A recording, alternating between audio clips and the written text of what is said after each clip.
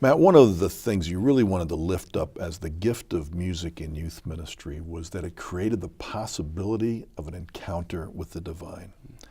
Tell us in your mind how it does it and why that's so important in youth ministry. Yeah. So, I mean, for us, for my wife and I, when we were in youth ministry and in campus ministry and even in ministry to young adults in various environments, we always felt like this was the thing that we were after. We were after giving folks access to an encounter with God. So many of us have kind of secondhand access.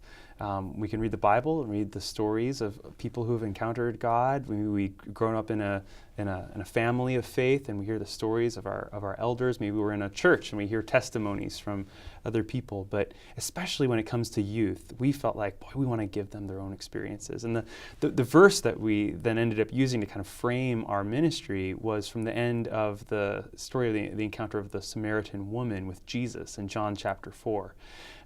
She's had this amazing encounter with Jesus, and she, as a result, goes back to her village and tells everyone, come and see, which is a theme in John, come and see this man who told me everything I ever did.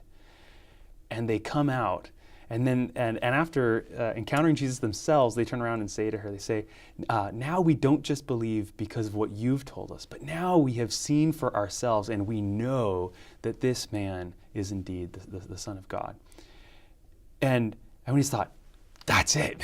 That's what we're after. That's what we want every youth group kid to have. We want them to have that moment, right, where they could turn around to their parents and say, now, I appreciate it. I appreciate that you told me, but now I don't just believe because you told me. I believe because I've seen for myself. I've had my own encounter. Where youth would turn to us as their youth leaders and say, you told me, but I've had the experience myself now.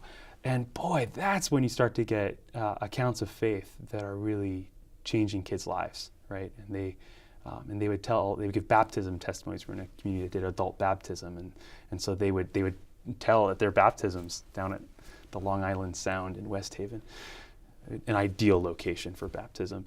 It's crummy beach, but anyway, they turn around and say, "Oh, this is it. I only believed because I'd heard it." But now I've seen it for myself. And boy, you see that'll take off in somebody's life and have a real kind of lifelong transformational payout.